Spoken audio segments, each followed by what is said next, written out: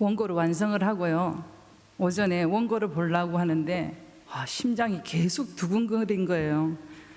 떨리더라는 거죠. 그래서 다시 기도방에 가서 하나님, 심장이 제자리부터 잡아야 되겠습니다. 점심 먹고 났는데요, 또 긴장이 되고 심장이 또 뛰어요.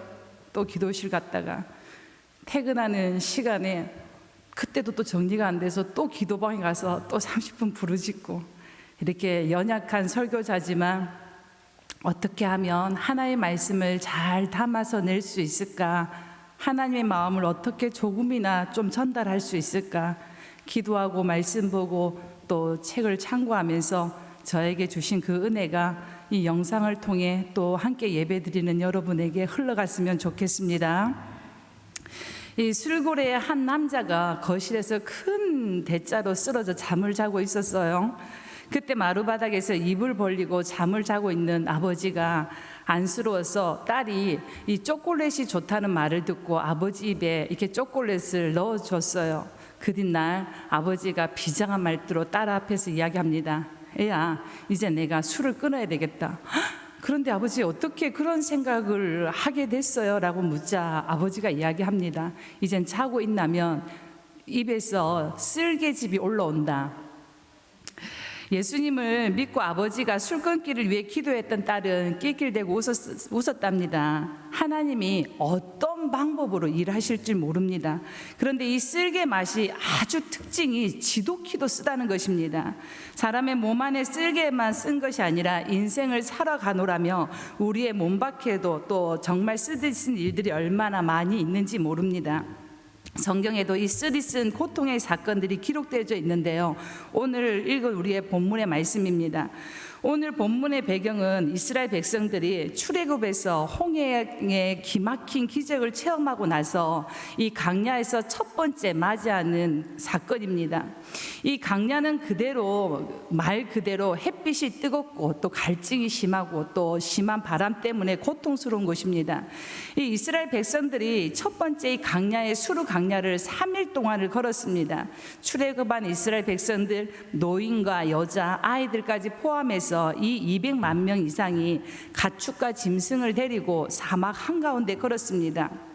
정말 쉽지 않은 일인데요, 그런데 더 큰 문제가 생겼어요. 이 물이 떨어져 버린 것입니다. 이 출애굽할 때 그들은 아마도 가죽 부대에 많은 물을 준비해서 출발했을 거예요. 그러나 이 200만 명이 먹으려면 얼마나 많은 물이 필요하겠습니까? 사람이 밥 안 먹어도 40일을 버틸 수 있습니다. 그러나 우리 몸의 70%를 물로 차지하고 있는 우리 몸이 일주일만 뭐를 먹지 않는다며 버틸 사람이 이 세상에 없을 거예요. 아마 이스라엘 백성들 하루는 참았을지 모르겠어요.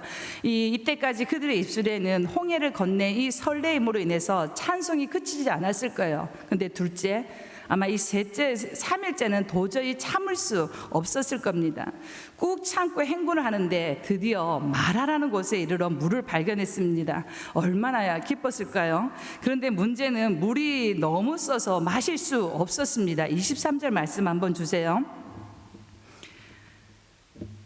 같이 한번 읽어볼까요? 마라에 이르렀더니 그곳에 물이 써서 마시지 못하겠으므로 그 이름을 마라라 하였더라. 이 마라라는 말은 쓰다라는 뜻을 가지고 있습니다. 물맛이 써서 마시지 못하고 마시면 금방 이 복통을 일으키는 물이었습니다. 오늘날도 마라의 주변의 물이 가장 나쁘다고 합니다. 그러자 이 이스라엘 백성들이 모세에 대해 태도가 변했습니다. 24절 한번 주세요. 백성이 모세를 대하여 원망하여 가로되 우리가 무엇을 마실까 하며, 얼마 전까지만 해도 출애굽한 그 찬양의 입술에는 이제는 원망으로 불평으로 또 변해버렸습니다. 이 생존의 위협을 받으니까 하나님께 또 모세에게 원망을 하고 또 불평을 한 것입니다. 이 인간의 본성이 다 나옵니다. 이 3일 만에 이스라엘의 사람들을 홍해를 가른 그 기쁨 다 잃어버리고 입술의 감사와 찬양도 다 메말라 버렸습니다. 물이 얼마나 중요한 기본적인 생존 요소예요. 자, 인간에게 기본적인 필요가 흔들릴 때 사람의 본성이 나옵니다. 그리고 그때가 바로 하나님의 훈련 시간이 시작됩니다. 진짜 신앙은 평온할 때 드러나는 것이 아니라 낭만과 쓰러질 때, 그때 하나님이 보입니다. 그때 누가 진짜 믿음인지 또 진실이 보이기 시작하는 거죠. 하나님은 이 강야의 목마름 속에서 하나님만을 붙잡는 훈련만을 시킵니다. 이것은 본질적으로 그들의 생존에 대하여 철저하게 하나님을 신뢰하도록 하는 훈련인 것입니다. 그런데 하나님은 왜 이런 마라를 경험하게 하실까? 우리가 이어져 나오는 이 17장에 보면요, 이 이스라엘과 아말렉 전투가 나옵니다. 하나님이 그냥 이기게 해주시면 되잖아, 그죠? 근데 모세의 손이 올라가면 이기고 모세의 손이 내려오면 지고, 이 전쟁 가운데 마라가 있습니다. 그러면서 그들은 깨닫게 되죠. 전쟁은 우리의 능력이 아니라 바로 하나님의 승리의 깃발이구나. 여호와 니시를 외치게 됩니다. 하나님은 마라를 통해서 하나님의 모습을 드러내신다는 사실을 깨달으시기 바랍니다. 그렇기 때문에 우리의 환경과 처지가 십자가보다 커 보이지 않고 오직 하나님의 능력 여호와 니시를 붙드시기 바랍니다. 이 마라의 쓴물이 이스라엘 백성에게만 있을까요? 아닙니다. 오늘날 우리가 살고 있는 현재가 마라의 쓴물 아닙니까? 이 10년 전쯤에 화제가 된 책이 있는데요, 이 바로 3096이라는 책입니다. 이 10살 된 정신질환자가 납치되어서 이 8년간 5편 정도의 지하 밀실에 갇혀서 지내다가 이 극적으로 탈출한 오스트리아 여성 나타샤 캄푸샤의 자전인데요, 이 유괴된 시점부터 탈출할 때까지 이 비참한 이야기를 담은 책입니다. 그녀는 말합니다.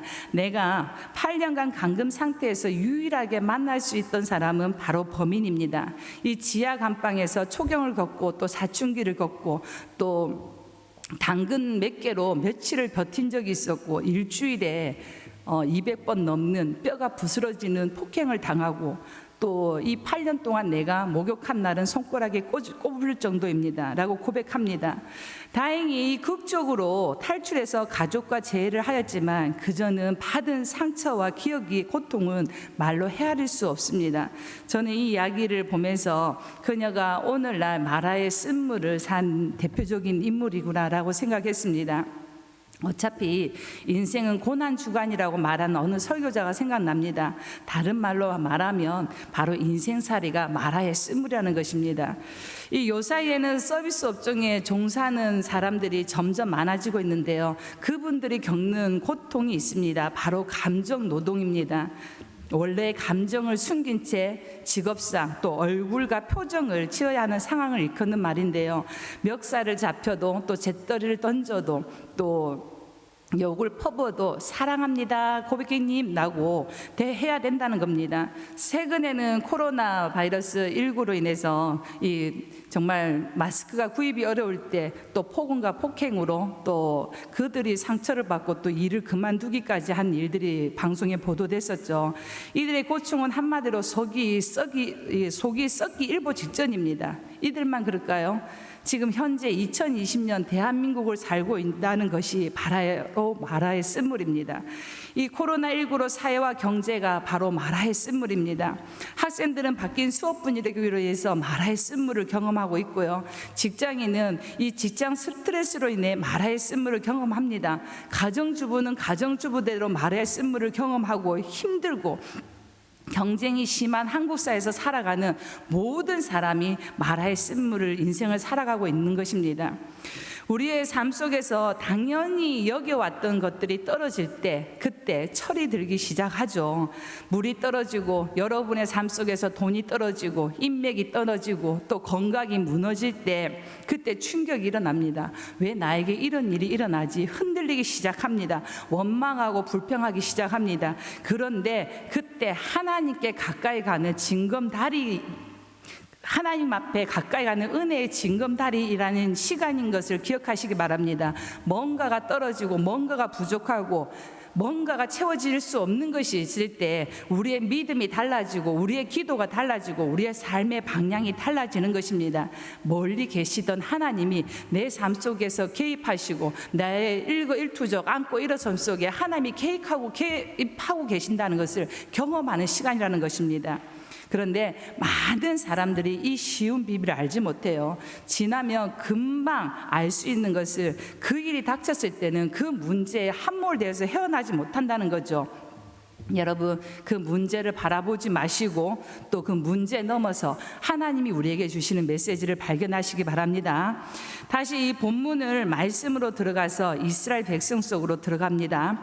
이 3일 동안 이 타오르는 목마름을 견딘 후에 눈앞에 펼쳐진 연못, 그 물이 먹을 수 없다는 사실을 알았을 때 찾아오는 그 절망감, 차라리 이 연못을 만나지 않았다면 사람들의 원성은 더 커져가고 또 모세를 향한 원망이 더 격해졌던 것입니다. 그런데 이때 우리가 꼭 알아야 되는 사실이 있습니다.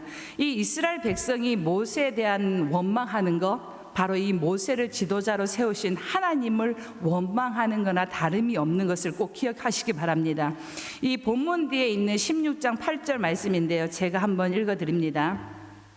이는 여호와께서 자기를 향하여 너희가 원망하는 그 말을 들으셨습니다. 우리가 누구냐? 너희의 원망은 우리를 향하여 함이 아니요 여호와를 향하여 함이로다. 이 여호와는 그의 종을 통하여 일하십니다. 그래서 그의 종을 원망하는 것, 바로 여호와를 원망하는 것이 되는 것입니다. 하나님에 대한 원망의 본질, 바로 불신앙입니다.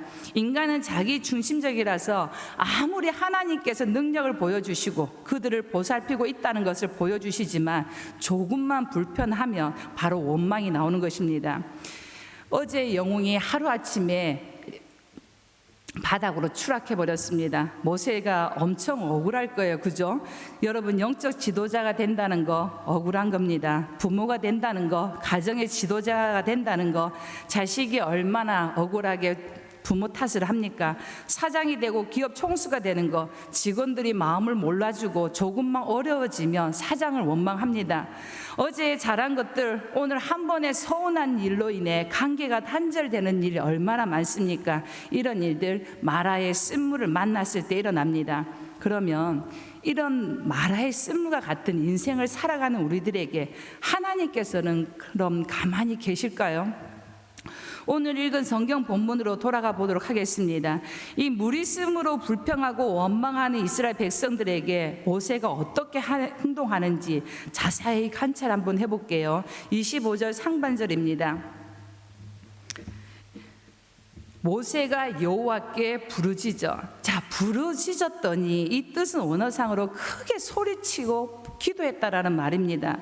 백성이 모세를 원망할 때 모세는 하나님께 기도합니다. 사람들이 여러분들을 알아주지 않을 때, 원망하고 불평할 때 변명하거나 설명하려고 하지 마세요. 이해를 시키려고 하기 전에 먼저 하나님 앞에 부르짖으시기 바랍니다. 그러면 누가요? 하나님이 개입하시고 하나님께서 억울할 때 그분의 임재 앞에 나아갈 때 그분이 개입하시고 그분이 풀어주신다는 것입니다. 모세는 지난 80여 년의 삶 속에서 이 놀라운 영적 비밀을 체득했습니다. 이 예전에는 자기 힘과 지혜로 문제를 해결하고 했지만 이 강야 40년간 목동의 삶 속에서 문제를 해결하는 방법을 체득했습니다. 문제가 생길 때 인간을 바라보거나 상황을 바라보지 않고 하나님께 간절히 기도하면 해결된다는 사실을 체득한 것입니다. 그 중에 한 사건이 바로 홍해 도화 사건입니다. 문제가 생길 때 가만히 있으면 아무 일도 일어나지 않아요. 사람에게 부탁하면 그 사람의 능력만큼 도움을 받을 수 있습니다. 그러나 하나님, 전능하신 하나님께 기도하며 무한대의 하나님께서 하나님의 능력으로 채워주신다는 것을 모세는 이미 알고 있었던 것입니다. 그래서 모세가 여호와께 부르짖은 것입니다. 아니나 다를까 하나님께서 이 모세의 기도에 응답하셨는데요, 이 모세의 기도, 하나님의 응답은 바로 그 옆에 있는 그 나무를 던지는 것이었습니다. 25절 말씀 봅니다.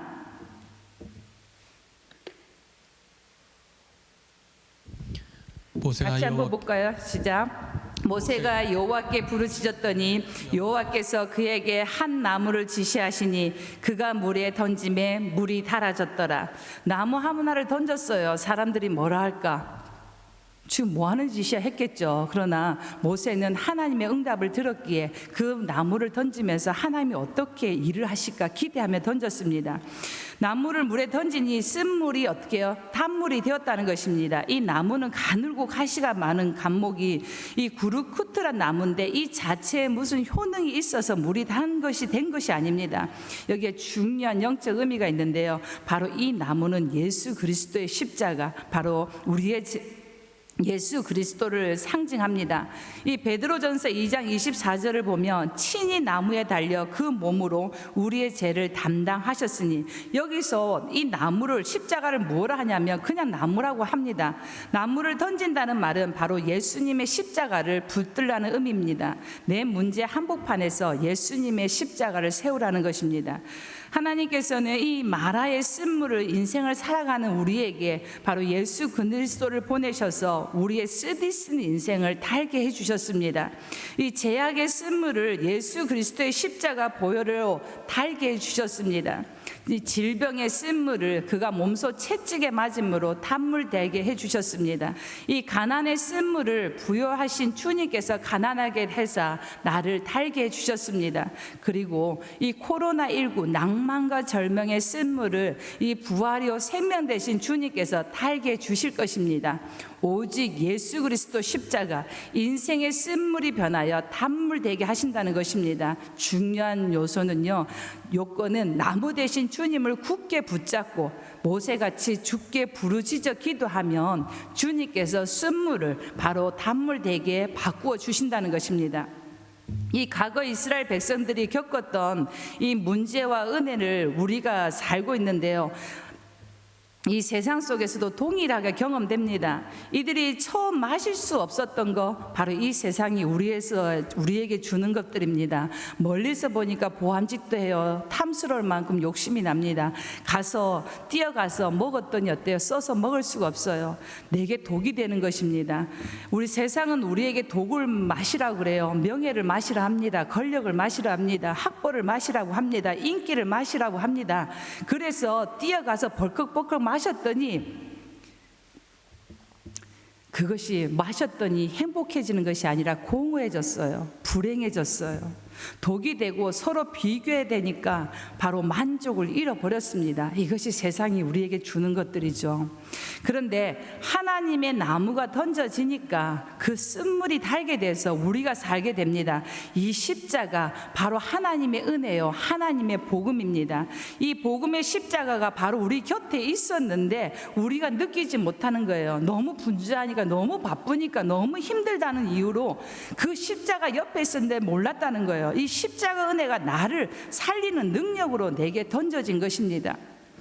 저는 이 나무 또한 바로 예수님의 복음을 전하는 살아있는 우리 교회라고 생각합니다.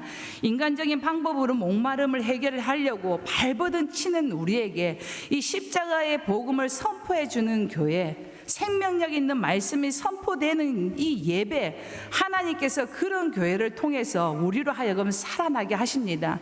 여러분, 묵묵히 새벽 강단을 지키시고 또 이 강단을 지키시는 우리 담임 목사님을 위해서 기도 많이 해주시기 바랍니다. 식은 밥 먹이지 않고 늘 따뜻한 밥 먹이려고 늘 말씀 주시는 것만 해도 우리에게 늘 감동이죠. 그 말씀이 강단에 선포되어질 때 우리가 살고 이 교회가 살고 이 지역이 살아날 줄 믿습니다. 그런데 여러분, 진짜 중요한 복음 지금 주어집니다. 잘 들어보세요.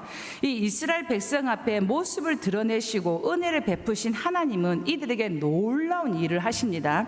하나님은 항상 우리의 생각을 초월하시는 분이에요. 하나님이 무슨 일을 하셨냐면 이 계약서를 딱 내놓으신 겁니다. 하나님은 세상을 만드시고 에덴 동산에서 아담과 계약을 맺었습니다. 일명 선악과 언약입니다. 이 아브람과는 햇불 언약을 맺습니다. 이 이스라엘 백성은 할례 언약을 맺었고 이 야곱과는 사닥다리 언약을 맺었습니다. 이 언약은 이게 비슷한, 계약은 비슷한 상대끼리 하는 건데 이 하나님이 인간과 계약에 응해 주시니 얼마나 감격스러운 거예요. 우리가 그냥 행제한 거죠, 그죠? 하나님이 이 계약서를 딱 내놓으시는데요, 무슨 계약이냐 하면 이 하나님과 이스라엘 백성 간의 관계 확약서입니다. 26절 말씀 주세요. 같이 읽을게요. 시작. 이르시되 너희가 너희 하나님 나 여호와의 말씀을 들어 순종하고 내가 보기에 의를 행하며 내 계명을 귀를 기울이며 내 모든 규례를 지키며 내가 애굽 사람에게 내린 모든 질병 중 하나도 너희에게 내리지 아니하리니 나는 너희를 치료하는 여호와입니다. 이 말씀에 순종하고 내 계명의 규례를 지키며 내가 너희 생명을 지켜줄게, 이 말씀입니다. 이 계약입니다. 이 같은 복이 어디 있어요, 그죠? 그런데 애굽이 속박에서 벗어나면 마음대로 살 줄 알았는데 이 이스라엘 백성이 하나님께서 갑자기 그게 아니다, 내 법대로 살아야 된다고 말씀했을 때 아마 눈이 캄캄했을 줄 몰라요. 또 속박되어 살아야 되나? 그러나 이 법이 그들을 속박하려는 것이 아니라 이들에게 뭘 주시려고, 인간답게 사는, 정말 이 땅에 무엇을 위해 살아야 되는 분명한 목적과 복을 주기 위한 그런 것입니다. 하나님이 이런 조치를 취한 것. 출애굽한 이스라엘 백성은 얼마 전까지 바로의 노예로 평생을 살아온 사람들입니다. 그들은 이집트에서 사는 동안 노예로 사는 삶의 방식과 기준이 있었을 것인데 이제 그 때를 벗어나라는 거예요. 이제 새롭게 살라는 것입니다. 우리가 예수를 믿기 전에 이 세상 가운데 젖어 있는 습관과 간습과 우리의 모든 행동을 어때요? 다 벗어버리라는 거예요. 그러면 하나님의 말을 들어야 한다라고 지금 말씀하고 있는 것입니다. 이 강야 같은 세상에서 하나님의 백성들이 살아남기 위해서 반드시 숙제되는 조정법입니다.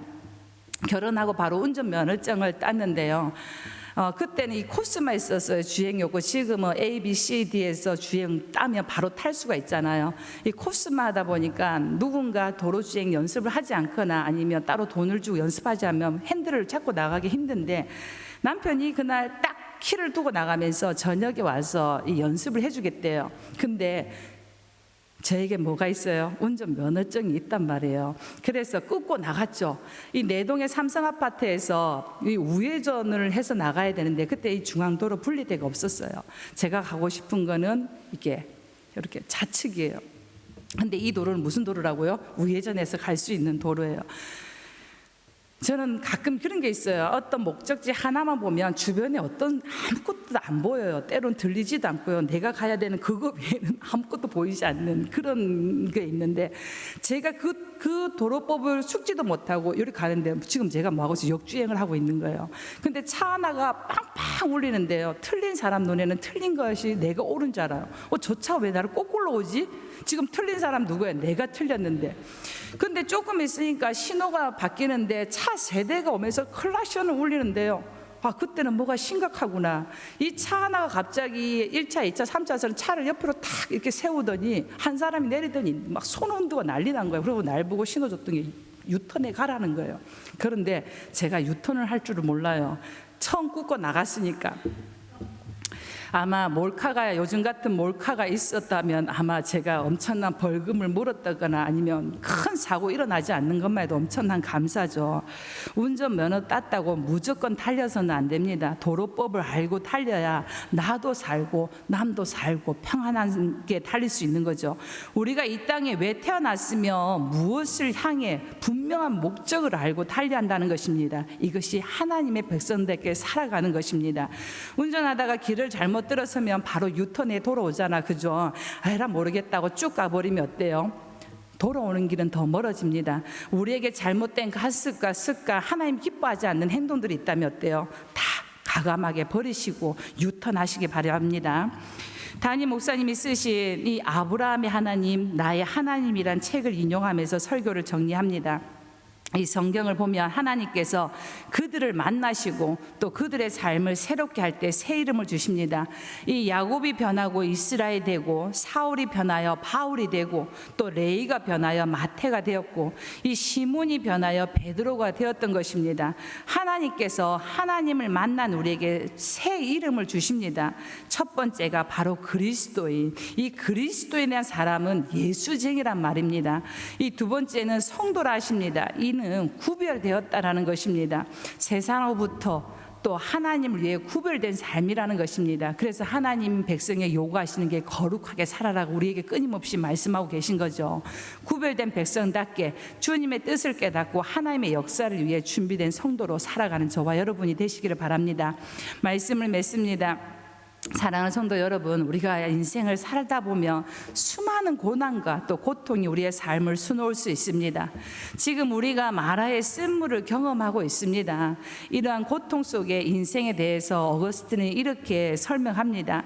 이 인생의 고통이라 이 수를 놓은 천의 뒷면을 보는 것과 같다. 이 수 놓은 천의 뒷면을 보면 질 수 없이 아주 물질사하고 흉측하기까지 합니다. 그러나 천의 앞면을 아름답게 조화롭게 장식되어 있죠. 우리의 문제의 순간에 원망할 수도 있고 또 부르짖어 기도할 수도 있습니다. 이 선택의 문제입니다. 그 선택에 따라 결과가 정해집니다. 우리의 처한 현실이 이 마라의 쓴물과 같이 무질서하고 또 혼란스럽고 심지어 흉측하기까지 한다 할지라도 예수 그리스도 그 십자가를 든든히 붙잡고 모세처럼 이게 부르짖는 기도를 주께 드리며 마라의 쓴물, 우리의 인생 가운데 탄물 인생이 될 것입니다. 여러분의 환경 속에서 치료하시는 하나님을 만나게 될 것입니다. 이러한 축복이 우리 모두에게 있어지기를 주의 이름으로 축복합니다. 기도하겠습니다.